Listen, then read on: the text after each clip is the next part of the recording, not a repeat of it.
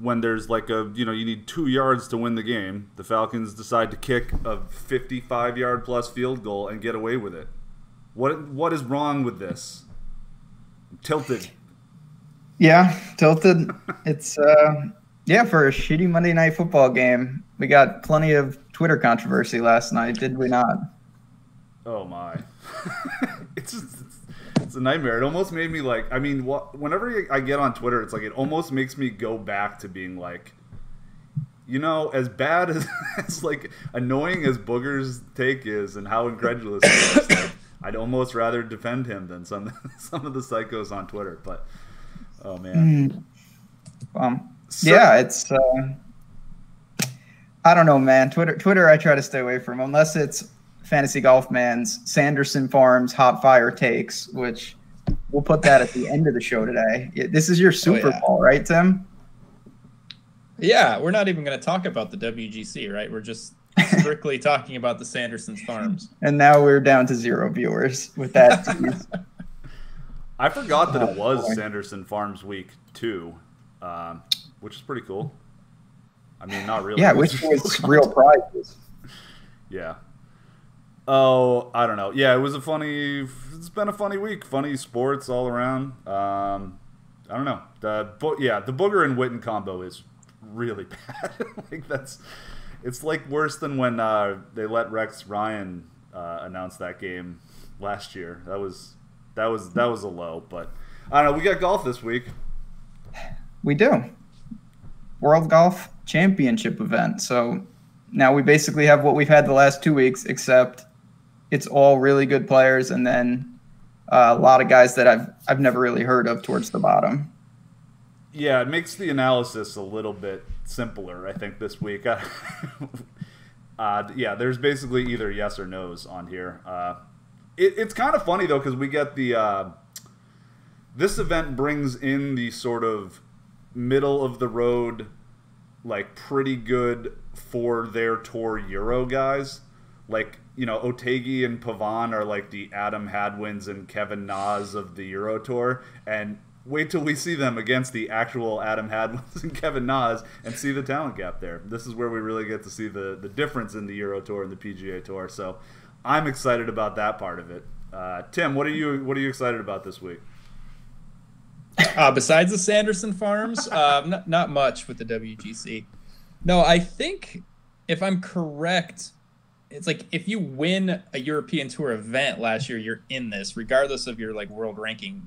I think the other WGCs are based off of all world rankings, so that's why I think you see like Otagi and Pavon and some of these kind of lesser known European Tour guys. But it's kind of an interesting format. I don't know. Similar to the last 2 weeks, there's no cut, limited field, but better golfers this week. Obviously, most of the elite players in the world are here, unlike at the CIMB and the CJ Cup. But yeah, 7,200-yard par 7, bent grass greens.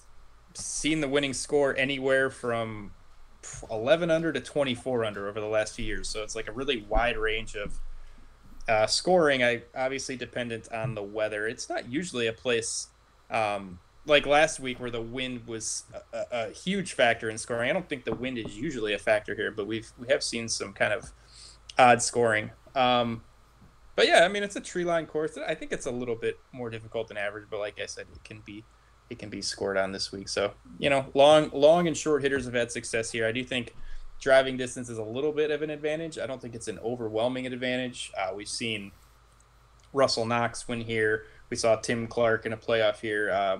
Short hitters kind of have figured out a way to get around this track too. So length, a little bit of an advantage, but it's somewhat penal off the tee. So I don't know, the wild sprayers could get in trouble here. But yeah, a little bit of a driving advantage. I think overall driving is important. Approach game is always important. Par 5 scoring. No cut again, so we're just looking for scores. We're looking for birdies and eagles, streaks, and that kind of stuff. So optimize the DK scoring again this week. Yeah, it is a shorter course. Most of the scoring happens on like 3 of the par 5s are pretty easy, and then 1 of the par 4s I think might be drivable, and then the rest of the holes kind of are pretty tough. It's hard to tell a little bit with events like this too, like whether, I mean, you kind of got to go through and look at some of the individual scores, because it might say, okay, this hole played plus, 0.2 or whatever, so, oh, that's a hard hole.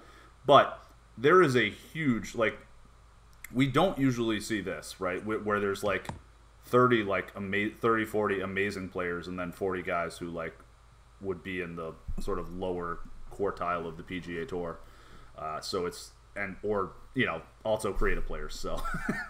Yeah, there's definitely some of them. I don't. We've talked about this. The Honda always comes to mind. It to me, it strikes me as one of those courses. If you keep it out of the water specifically, you can really attack, and you'll probably go low. You're going to see a lot of big numbers, and a lot of people go low, and that creates a wide range of scores, just because there's a lot of hazards. But the course itself, it seems pretty gettable in my eyes. I mean, if you're somewhat consistent off the tee, you should be able to really attack the pins on most of the holes. Yeah, I think that is what tends to happen, and you've seen that. Like Dustin Johnson, was it 2 years ago? He had like a 6 or 7 shot lead going into the final round, and then it was windy, and he lost it all. Like that's a rare thing to have happen. It does seem to happen to him every once in a while, but he had that classic one at Riviera a couple of years ago too, when Snedeker came back. Or no, that was that Torrey Pines or Riviera? I forget. No, I think it was Riviera. Okay. But yeah, I mean, we'll see. Obviously, the wind, it's always a factor if it picks up. I don't think it's overly, the forecast from what I've seen doesn't seem alarming in any way. We'll obviously stay updated on it, but that's not something I'm really looking to. I'm with Tim. You want to be good off the tee. Accuracy, of course, helps. If you can be aggressive, that's great too. It's just you can't just bomb it and say wherever it lands, I'll be fine. That's not going to work here. All right. I think that is probably going to be the case. By the way, this is from A to B, presented by Awesemo.com. So I really got a little too into the cold open this week. Just kind of kept. Yeah, I know. Booger just took us down a wormhole. Yeah, it's a frustrating situation we got there with that with Monday Night Football. Anyway, but this is from A to B, presented to you by Awesemo.com. I'm Andrew. That's Tim. We got Ben. Sorry, whatever. We're all here. We're going to talk about golf primarily today. So exciting time of year. If you're watching along and you could give us a like on YouTube, that would be huge too. Always helps us look good, which we need to look good. So appreciate you. Say what? It's all about looking good. Tim knows that obviously because he's rocking the stash. Mm-hmm. Oh yeah, it's finally it's getting in there. When Josh said he needed me to leave earlier, I thought he was talking about like leave and go like shave and come back. Yeah, you're not allowed on the shows anymore, unfortunately. No, that was just figuring out Windows. I'm not, it's day 2 of me as a Uber producer. It's going great. It's really, really spectacular. Well, we got I don't know. Before we dive into it, I was kind of surprised that not more people were here, to be honest. Like, it's loaded, but there's a handful of dudes that just said, especially JT. I don't really understand that. He was in Asia already. Yeah. Yeah, that makes no sense. Like, I think somebody, Josh Colt might have put up a little snippet of him saying he just really didn't like this course. He didn't feel like it fit his game well. But I mean, I don't know. You're already there. You're passing up a free check. It's just, that didn't make sense to me either. Yeah. But yeah, I mean, no him, no Spieth, no Ricky, no Tiger. Some other dudes that I thought. Tiger's not here because he didn't want to be exposed as a fraud and flash in the pan after winning the Tour Championship. So he's got to not play for as long as he can so that it keeps everyone thinking he's still good or is good again. Is the truck back? I heard the backing up. You might have to go handle that at some point. Let's just not. It's true. Yeah. Maybe we shouldn't do the show on garbage day. At the time that the garbage truck comes back. I think that probably is the deal. I don't know. It's garbage day everywhere because there's a lot of big apartment complexes on my street, so there's always several dumpsters on the road. Hey, Seth's in chat. Appreciate it, Seth. Anything to get a like around here. Hey, Seth. Anyway, all right. Do we have to dive into this dumpster fire? Yeah, it's not a dumpster fire, really. I mean, there's No, some real dudes. You know, do you like Dustin Johnston or Justin Rose? Do you think they're good at golf? I'll let not bad. either of you can take that question. Go ahead. I'll leave that to Ben. That's Oh a tough wow. one. Yeah. Yeah, this is tough. And then you got the number one player in the world, Brooksy. We say this every time. Yeah, these dudes are they're pretty good. So you could start there. I prefer to start with Rory. Take a little savings. But if I was playing full volume, which for the third week in a row I am not, I don't like these type of events. I would mix and match these guys. It's very hard to distinguish. They've all had some success here, a couple wins. Rory's been consistently like between fifth and 10th. He never wins. These guys are just great players. A lot of them really aggressive off the tee, but they can still avoid the mega spraying, unlike someone like Day, who could get into a bit of trouble. I mean that's kind of where I lean, but I don't think I'll be making a big stand up top this week. I think that's fair. Tim, you have thoughts there on your favorite expensive guys? Yeah. This is probably I'm gonna totally mush Rory this week because I never like him. Oh boy, I never play him, but I really like him this week. Not a significant discount, but he's a little bit cheaper than DJ and Rose. Course history is really good. I'm not a huge course history guy, but it doesn't feel like his price is super inflated for as good as his history is here. 4th, 11th, 6th, 4th, 5th, 4th. I mean, it's like the guy's finished 4th, 5th, or 6th 5 of the 6 times he's played here. Hasn't played in a few weeks, but was very good at the end of the PGA Tour season. 7th at the Tour Championship, 5th at the BMW, 12th at the Dell. Finished the season very strongly. The reason I don't normally play Rory is because I think he's inconsistent, obviously, compared to DJ and some of these other guys. I mean, Rory, there's a bad Rory. Like, you can get bad Rory from time to time. And it's not always Sabatini, you know what I mean? 4 guaranteed rounds, so there's no cut. Just great off the tee, which I think is important here. So, I really like Rory. I wouldn't begrudge anybody for playing DJ, Brooks, or Rose. I mean, obviously... it's so tough at events like this. It's really hard to pick out of the top 5 guys, week in and week out who's, like we saw last week, Brooks over JT. This week it could be, DJ Rose. It's really hard at top. I love Rory though. I'll probably be going with him. I think Decky a little overpriced. So those are the 2 guys at the top I'm probably not interested in. Lots of options up here. It's true, yeah, and you don't know which Rory you're going to get. There's bad and good Rory with both of them we saw this year. It's not always Sabatini that's bad Rory. Sad, but true, yeah. No, I mean, and again, it's a non-cut, so you have time to work that out. And not that I'm playing cash, but if I was, I would be much more prone to starting with someone like DJ, who seems, even when he doesn't have it, he gives you a 10th, even in a bad week, which is not what you're looking for, but it doesn't destroy everything you're doing.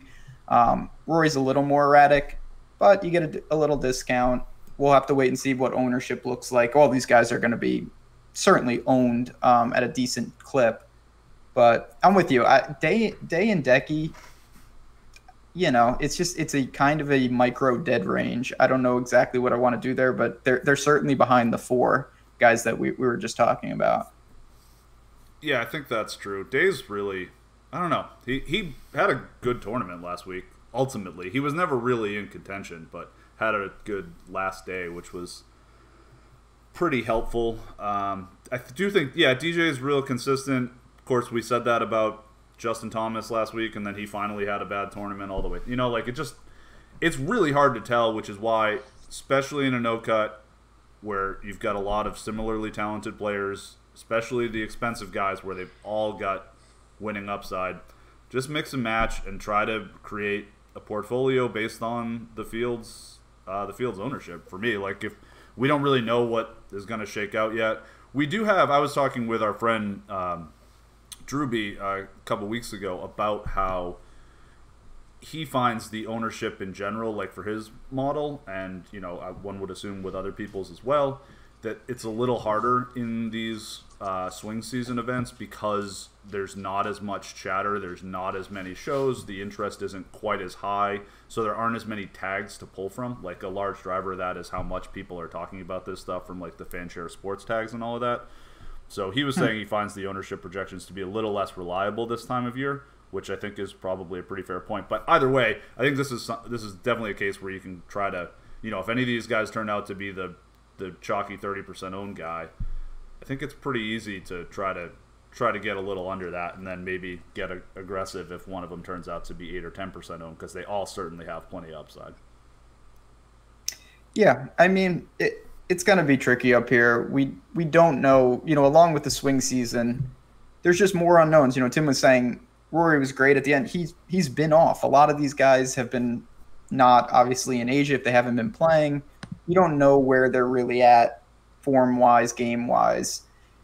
They're not living and dying with how they play at this WGC. So that adds an element of, increased variance. So we'll see. You got to kind of embrace that. And that's speaks to why, you're just talking about, if you want to make a portfolio. It's hard to just say, you know what, I'm starting with this guy and I'll work from there.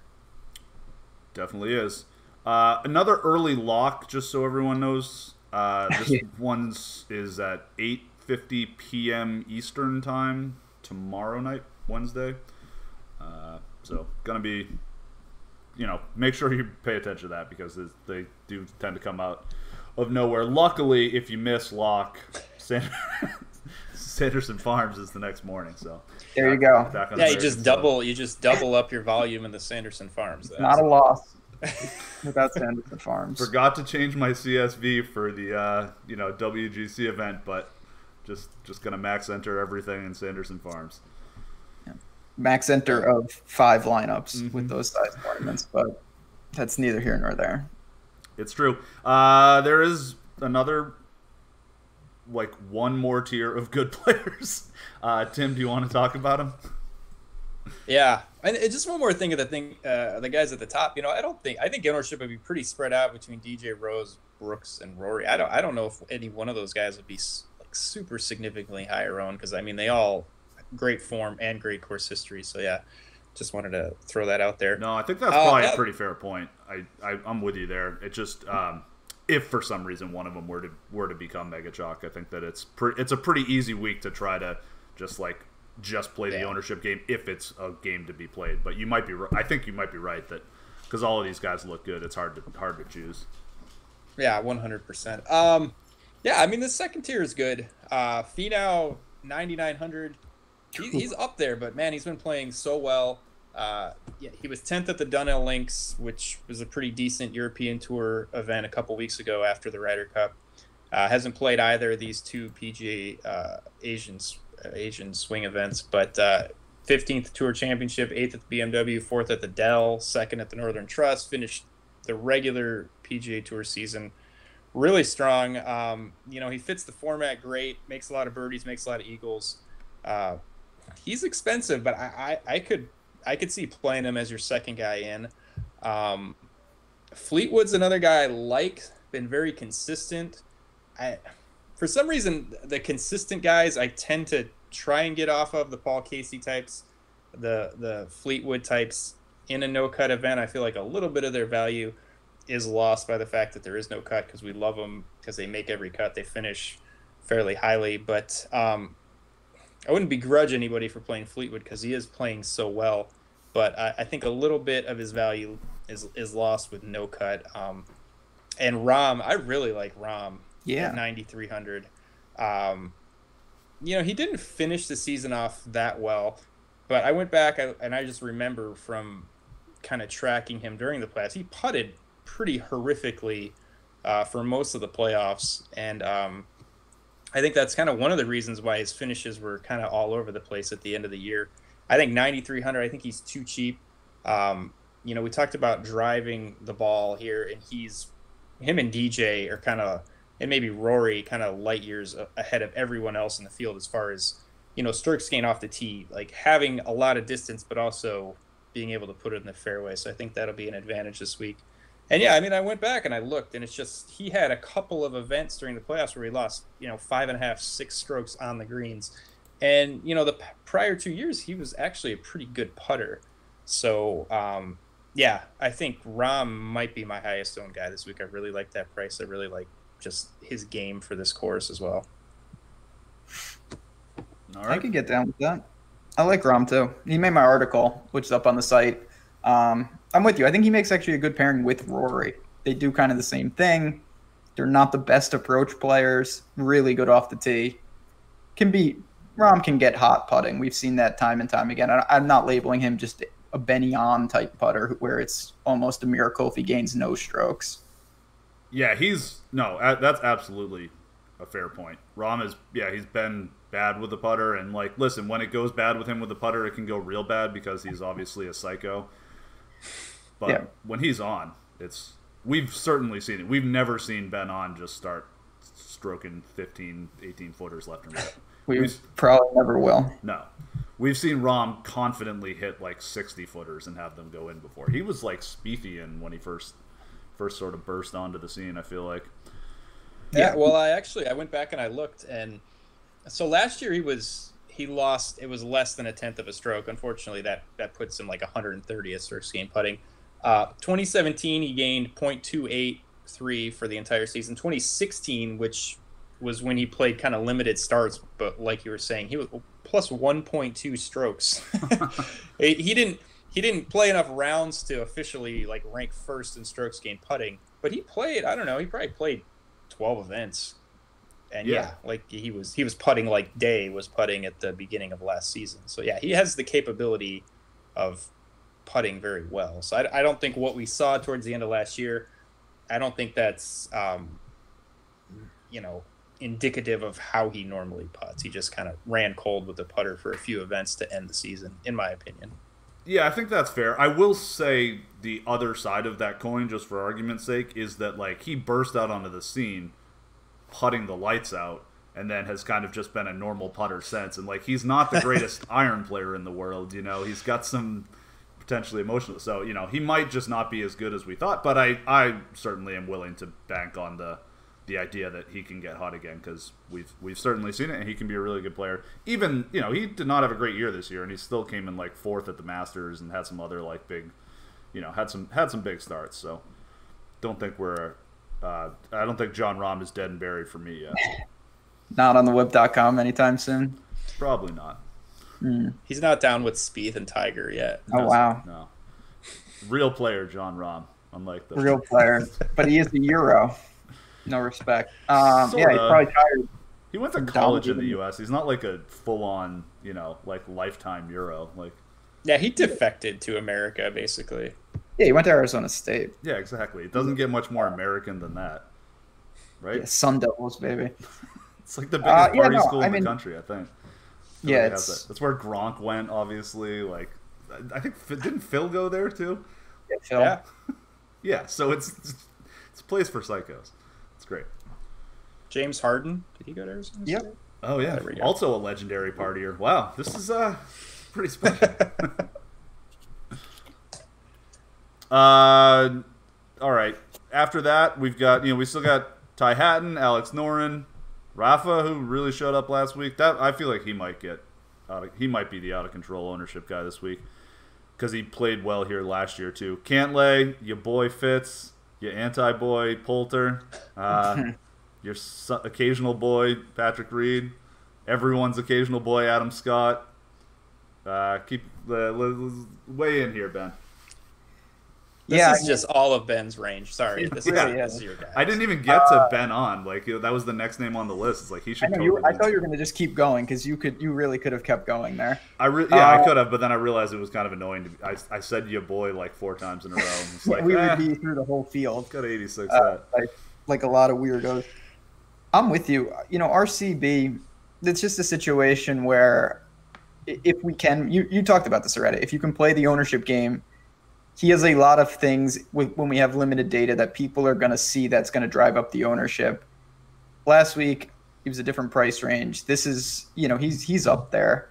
So I'm not as keen to go back there.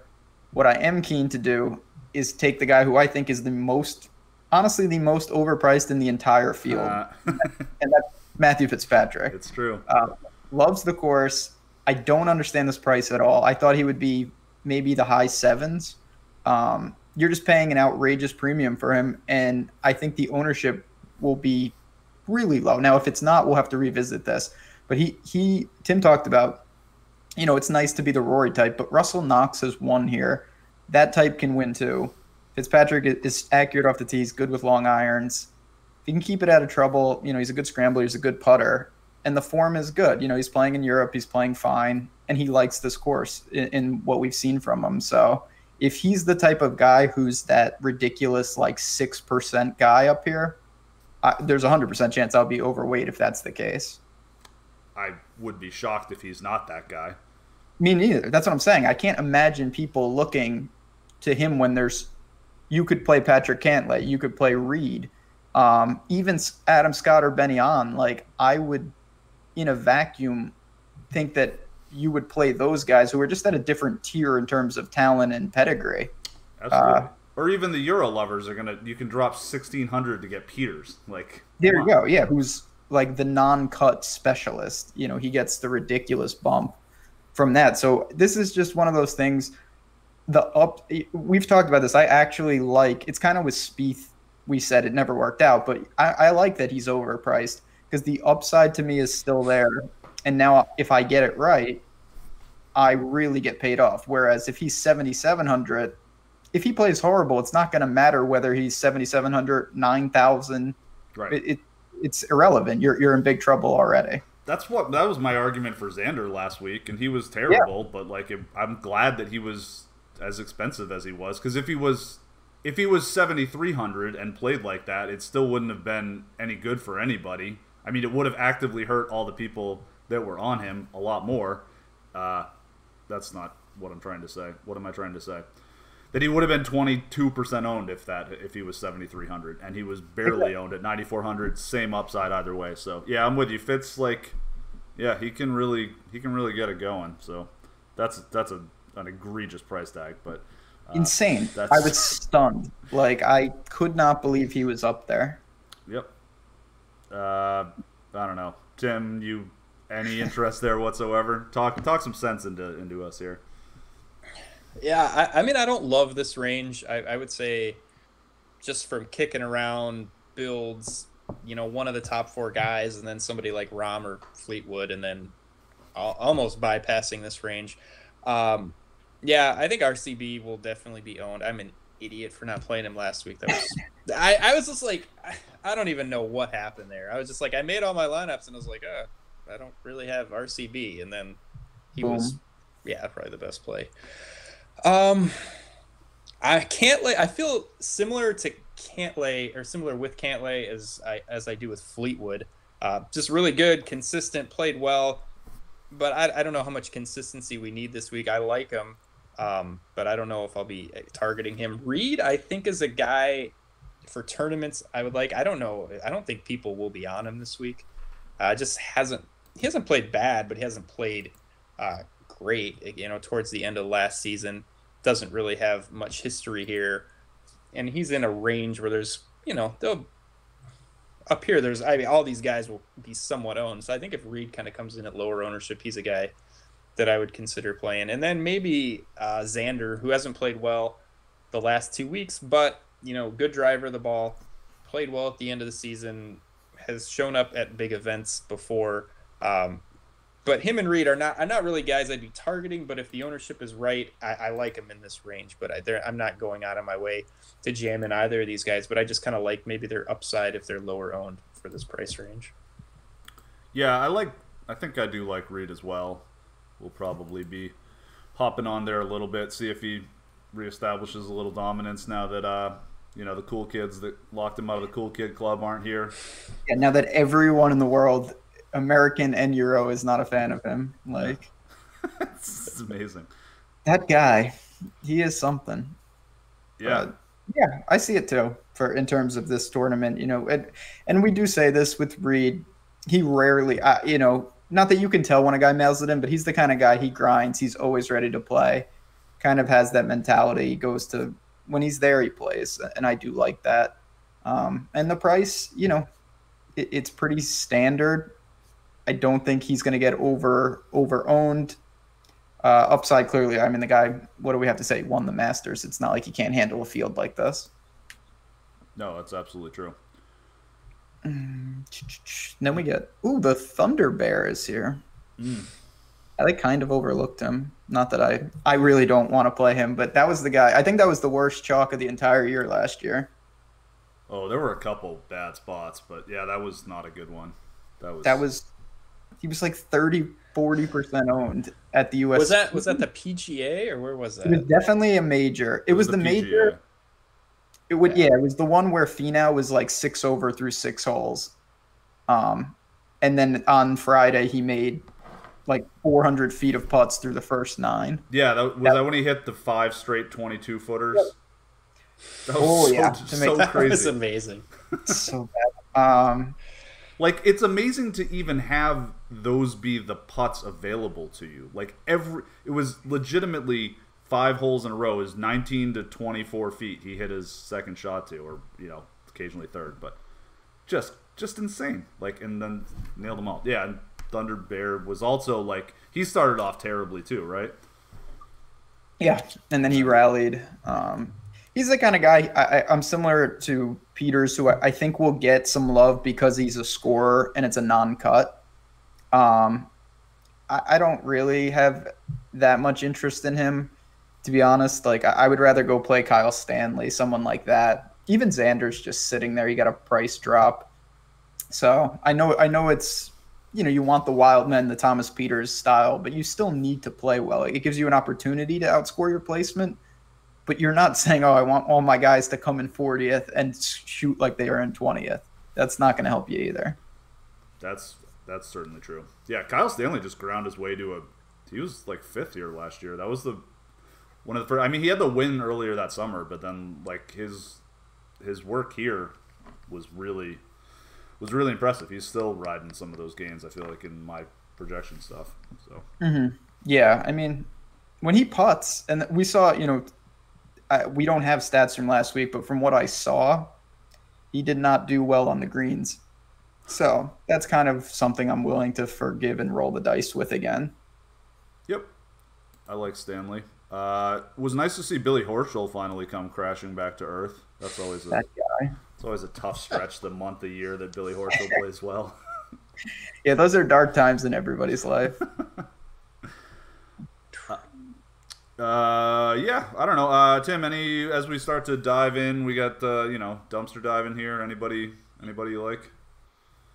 Yeah, I mean, I think I'll play some Olesen, just because he kind of is all over the map, but when he does play well, I mean, he could contend in this field. We've seen him play well in really good fields before. It depends on kind of the ownership. I'm not in love with him.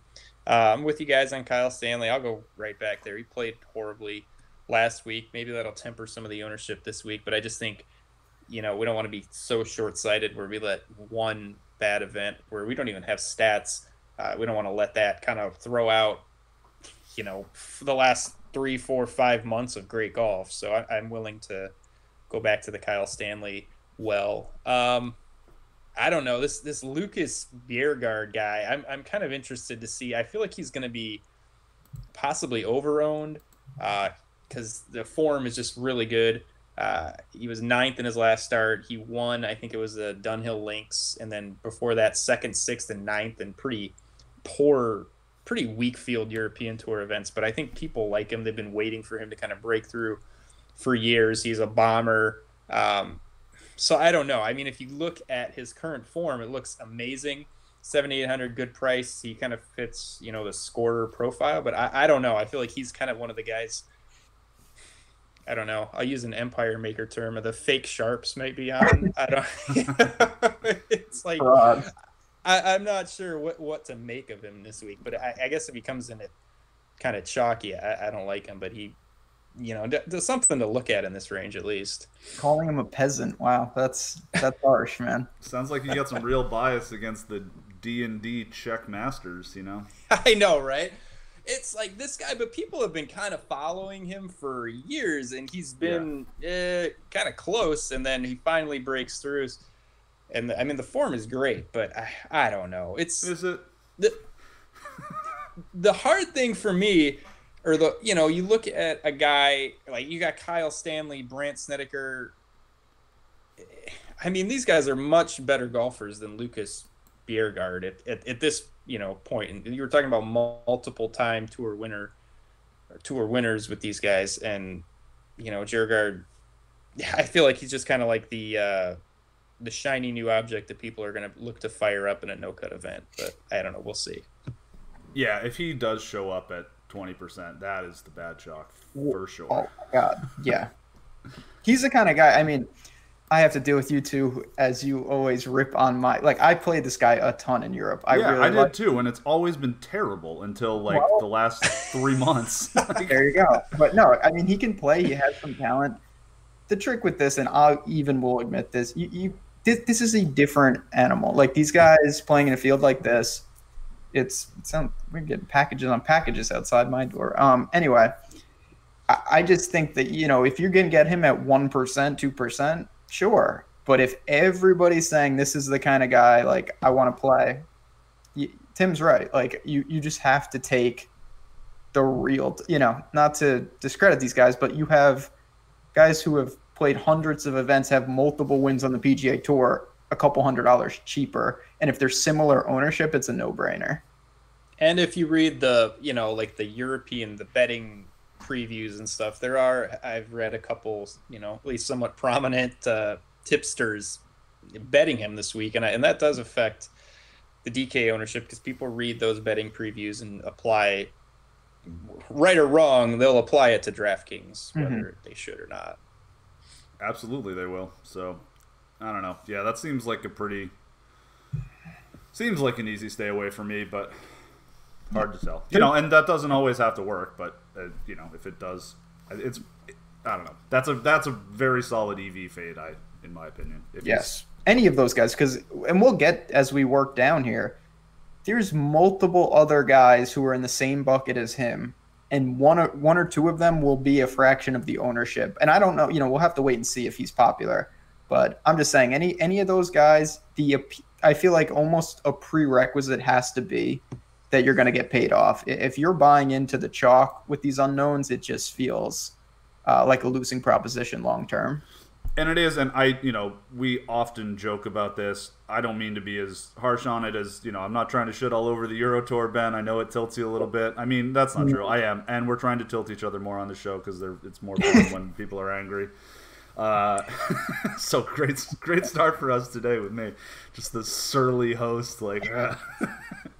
But the Euro... Very salty. It's an angry show, but you know what? When you build DraftKings lineups, sometimes little angry watch. Yeah. Take down that 3-man NBA, a 3-team, 3-game would be the word I'm looking for, NBA slate tonight. Mm-hmm. Yeah. But the Euro Tour is god awful. So the results. All that for that. Thanks. Yes, I'm trying to say we're making fun of each other, but it's actually true that just the average player on the Euro Tour is web.com level or maybe even below. So there are 5 or 6 really good players at most Euro Tour events. That's the difference. That's why it sometimes looks good. But this is a big kid tournament. This is a WGC event.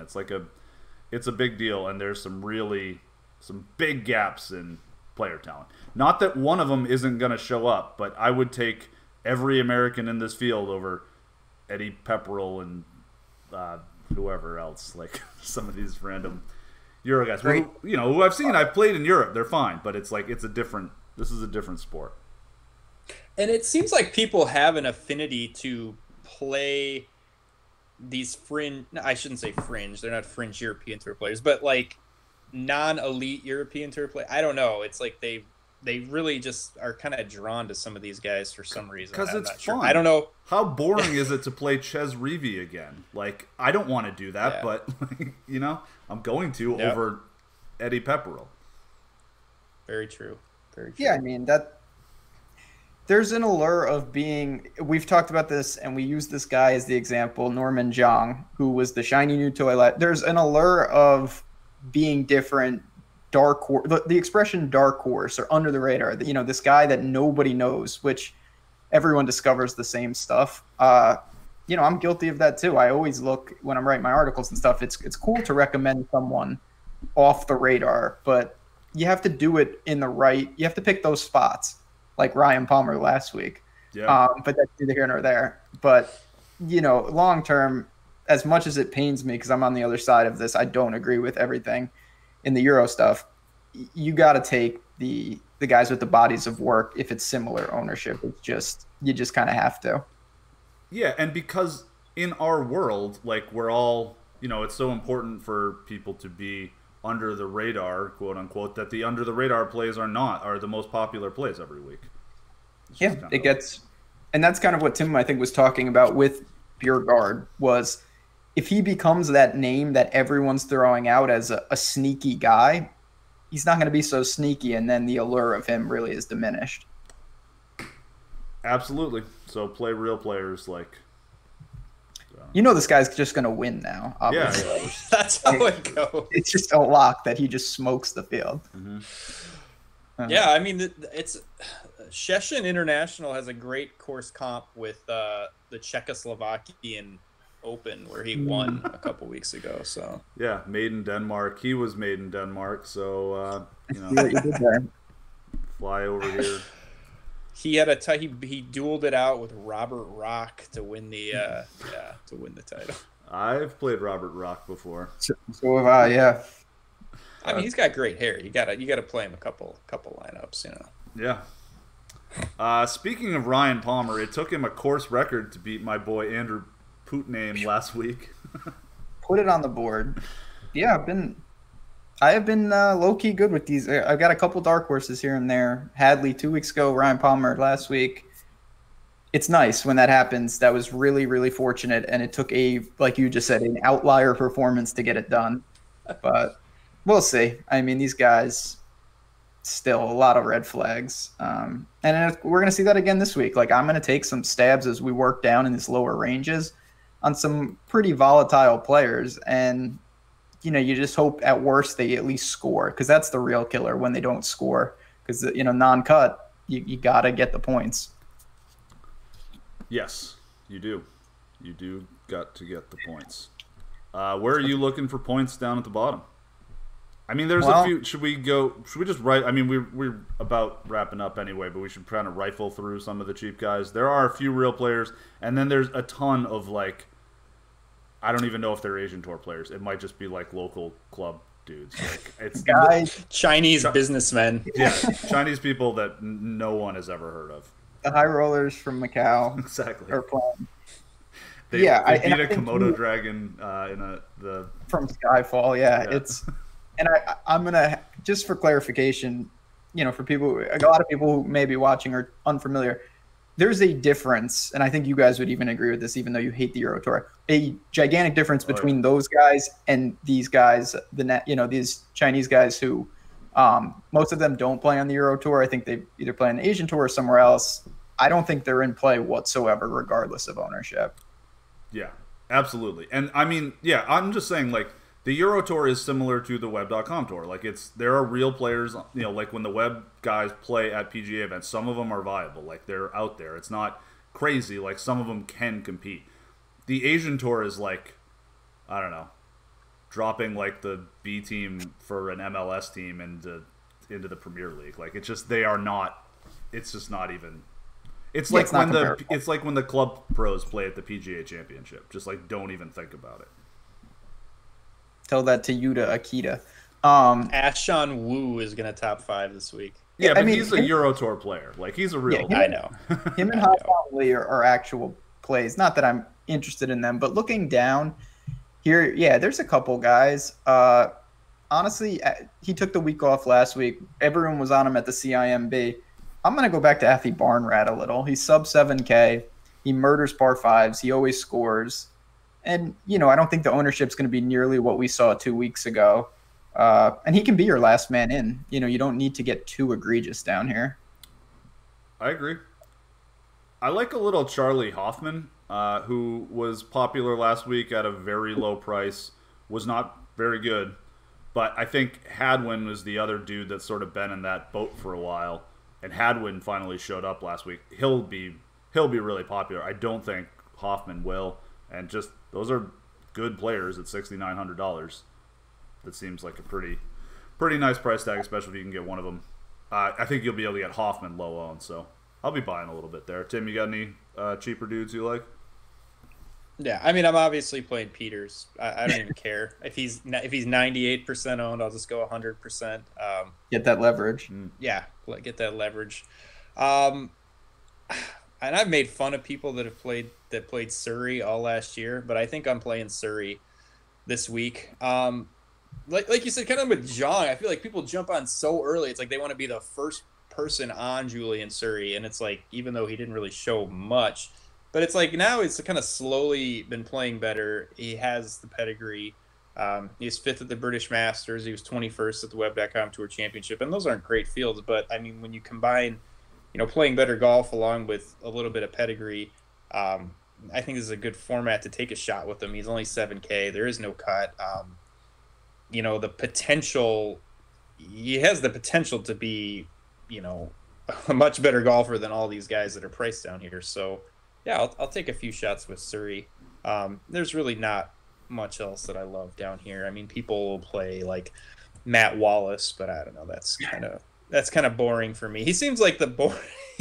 It's like another guy reading through betting previews that some people are on, but I don't know. In a no cut event, I don't think I like him. But yeah, I don't know if I'll even go much cheaper than Peters and Surrey, to be honest. It gets pretty ugly below 6,800. So I'm going to try and avoid that range, even though it's a no cut event. Some of these these WGCs, you'll see guys, it's a no cut event, and then the guy goes out and shoots 479s, and that's not helping you, regardless of the fact that it's not a no cut. You might as well have gotten cut. So yeah, if you're gonna be terrible, at least have the one or two good rounds, like Brian Harmon, who shot he shot -8 in round 2 last week. Had some bad holes, some bad rounds, but the signs are there. Good player. I don't think length is he's a guy who gains strokes off of the tee without being long, can get crazy hot with a putter. He did in round 2 last week. That's just another he's a real player. I'd rather play him than Bjork or Harden. How much is Harmon? 6,700. Oh yeah, it's a good price.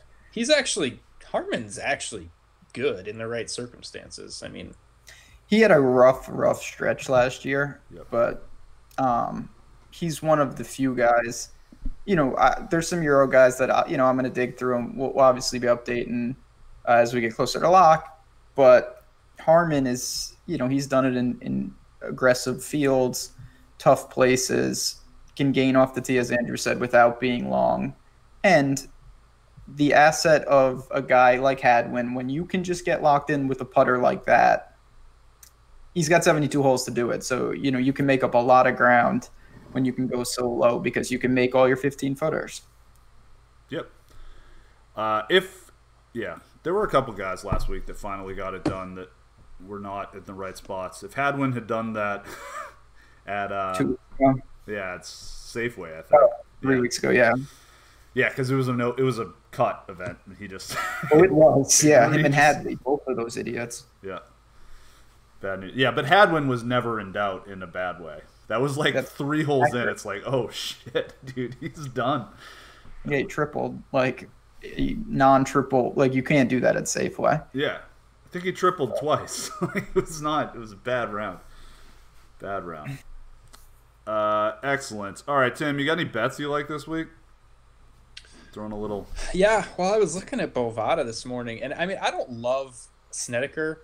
He's not a guy that if I looked at any numbers, form, anything that I would like. But I mean, he was 150 to 1, which seemed kind of incredibly, overpriced to me. I mean, I looked at some other spots, and he was in the 75 to 90 range. So. I mean, I like that 150 to 1. I think is a really good number for him. He's inconsistent, but obviously multiple-time winner, and he's won and had another good finish recently. So, not really a stats or a course history or anything pick. Just I think the number just seems out of whack at 150 to 1 compared to where he is at a bunch of other places. So, but that's about it. I don't love betting these WGC events. That's a good call. And I mean, Snedeker also, for DraftKings purposes, is someone that will definitely be in my pool as a real player who's really cheap over some of the, some of the guys that, and it makes sense. Like, people are excited to play some, people don't want to play Brandt Snedeker and Ches Reavie and, Brian Harmon and Adam Hadwin again, because it's just annoying. Like, they always, it feels like they do the same thing because you're used to the disappointment from these guys. And that's the thing, is in DFS golf, you're going to be disappointed by most of the people you played most weeks. So, like, when you have been playing someone for a long time, you're going to remember some real bad outings from them. And you know what? No one's played Eric Van Rooyen and had a bad experience with it yet. So, actually, he is Kevin Tway. Like, if you Google those two people, you can't tell the difference. It's outrageous. But no, and there is something to that. It's a blend. I don't think there's a perfect answer to that, but I absolutely understand that point. And it's a non-cut. We're almost through this stretch. This is not the best time for golf, and that's putting it lightly. So, again, it's a chance to take some stabs, build differently. We got good players now, which it's good and bad in some ways. But after this, we start to get back to some cut events, and that brings a whole new added element, in terms of how to attack the slate. Yeah, are there 2 or 3 more events when we come back to the States? Do you guys remember? Shriners, RSM, OHL? Yeah, Mayakoba. Yeah, there should be 3 more. Okay. Yep. So cool. The Pat and Desire special. It's time to shine. That's where I screw that up. I always get Sanderson Farms and Shriners mixed up. That's why I was thinking that it was weird that Sanderson Farms was this week. But Sanderson Farms is always the same time as the WGC event, right? Yep. Just don't ever pay attention to Sanderson Farms. Yeah. Someone's going to get their tour card, and it's going to be like, how this is, I think Cody Gribble won here. Like, this is the guy that in a year from now, you're going to be like, why is he not on the web? And it's because he's your boy Peter Malnati. Yeah. Like, this is a great chance for guys who, A, to rack up a ton of FedEx Cup points, and B, someone to snag an exemption. Ryan Armour won this last year. A lot of, honestly, and I'm sure, Tim, I think I saw on Twitter, you bet Roberto Castro. Sanderson Farm is wide open if you are betting golf, outright winners. We've seen some massive odds come through there because there's no real top-end talent. Patrick Rogers is 11-2 in terms of the DraftKings pricing. Oh, my God. That's bad. It's a lot of money. Yeah. It's a terrible event for DraftKings. Yeah, I'm not playing it on DraftKings. No, nor would I. There just aren't enough tournaments either. Like, it would be one thing if there were some real prizes to go after. But... Oh yeah, it's hard to just research the slate for that amount of liquidity. Agreed. All right. Well, I think that'll just about wrap it up. Everyone, I hope you have a good week. We should be back.